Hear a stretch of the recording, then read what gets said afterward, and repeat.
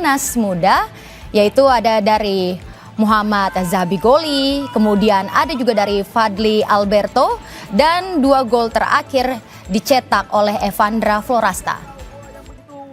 Saudara, Garuda melambung dengan 4 gol mengalahkan Yaman dalam pertandingan kedua grup C.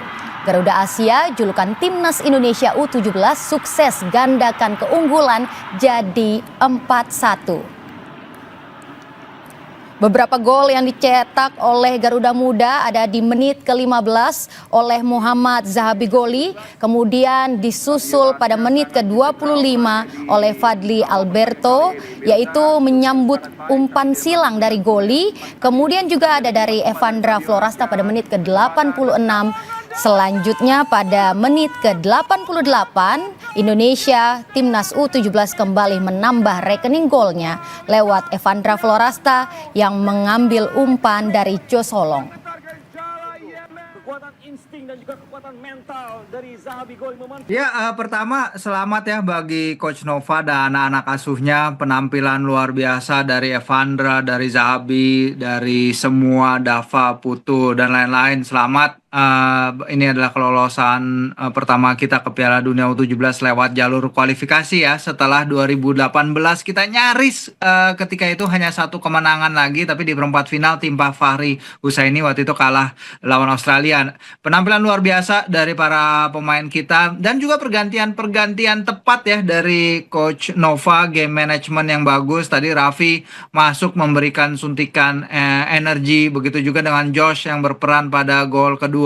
Evandra, ini adalah bukti bahwa dalam turnamen seusia ini memang tenaga para pemain harus di-manage sebaik mungkin, dan pergantian-pergantian tepat pada momen laga krusial itu juga bisa menentukan. Ya, tadi kita pasti bingung lah kenapa Zahabi dan Fadly ditarik pada tengah babak, tapi memang pertimbangan taktikal dan pertimbangan stamina dari Coach Nova akhirnya terbuahkan. Jadi salut kepada semua yang terlibat pada kemenangan timnas malam ini.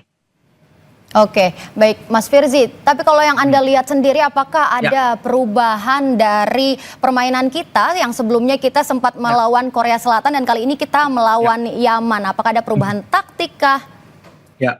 Ya, pasti ada perubahan taktik ya, perubahan inisiatif, karena kita tahu Korea Selatan di level ini udah 2 kali juara Piala Asia. Mereka udah 7 kali lolos ke Piala Dunia U17 ya, dan pasti akan ada adjustment dari menghadapi tim seperti itu dan menghadapi tim seperti Yaman ini yang kita di atas kertas pasti bisa bersaing, bisa kompetitif dengan mereka, dan itu terbukti ya dengan gol-gol cantik yang dicetak pada babak pertama. Tadinya kita mengira akan smooth sailing sampai akhir babak kedua, tapi ternyata ada gonjangan juga ya, goncangan ketika penalti diberikan. Memang walaupun kalau kita lihat pelanggaran mungkin dilakukan di luar kotak penalti, tapi nggak ada VAR di level ini, jadi nggak apa-apa. Dan yang penting setelah gol penalti lawan itu pada menit ke-52, anak-anak masih bisa mempertahankan ketenangan mereka, mempertahankan composure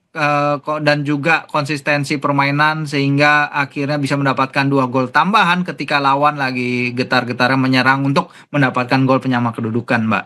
Oke, Mas Firzi, tapi walaupun kita hari ini menang telak nih Mas Firzi, tapi Mas Firzi melihat apakah permainan kita ini sebenarnya cukup rapi atau bagaimana? Ya, cukup rapi. Baseline pertahanan kita sangat bagus sekali. Bahkan ini adalah pertama kalinya ya kita kebobolan, pasukan Coach Nova kebobolan dari 5 laga terakhir termasuk di kualifikasi. Ini modal yang sangat berharga karena ya kita sebenarnya udah lolos Piala Dunia, tapi kita tahun 1990 ketika itu bisa menduduki rank ke-4 ya. Kita kalah di perebutan tempat ketiga lawan China waktu itu. Jadi menurut saya dengan komposisi tim seperti ini, nah kita akan lihat seberapa bagus menghadapi tantangan-tantangan di babak knockout. Jadi pasti Coach Nova juga punya ambisi itu membawa tim ini sejauh mungkin di babak knockout di Piala Asia ini nanti. Oke, dan tentunya kita euforianya sangat terasa, masih sangat senang. Gimana nih kita supaya kita tuh tidak terlarut gitu dalam euforia ini, supaya kita juga tetap bisa mempersiapkan tentu untuk kedepannya. Gimana, Ya, Mas Firzi? betul. memang kalau kita lihat ya Mbak Tata, tim-tim yang udah lolos kita kan udah lolos nih ke Piala Dunia U17 nanti, dan tim-tim yang udah lolos ada Brazil, Italia, Portugal, Jerman, Prancis. Di AFC sendiri kita jadi yang keempat ya, dari bersama Arab Saudi, Uzbekistan dan Jepang. Jadi memang kualitas lawan yang kita hadapi luar biasa, dan kita lihat sendiri di Piala Dunia U17 2023 bagaimana level permainan yang sangat tinggi dipertunjukkan oleh para pemain di turnamen tersebut, dan pemain-pemain yang tampil di Piala Dunia U17 2023 itu sekarang ini udah main beberapa di level utama di klub mereka masing-masing ya. Ada Pau Kubarsi tentu saja, ada Estevao bentar lagi pindah ke Chelsea, Vitor Reis juga udah pindah ke Manchester City. Ini adalah pemain-pemain luar biasa yang berasal dari Piala Dunia U17. Ethan Nwaneri, Miles Lewis Kelly di timnas Inggris, main di Jazz, sekarang udah jadi andalan di Premier League. Jadi level U17 sekarang sudah sangat tinggi. Kita nggak bisa lagi melihat tim level U17 seperti level akademi dari tahun-tahun lalu. Ini adalah bukti bahwa ya sepak bola cepat berkembang, dan pemain-pemain usia muda ini sudah mendapatkan pelatihan teknik yang sangat luar biasa.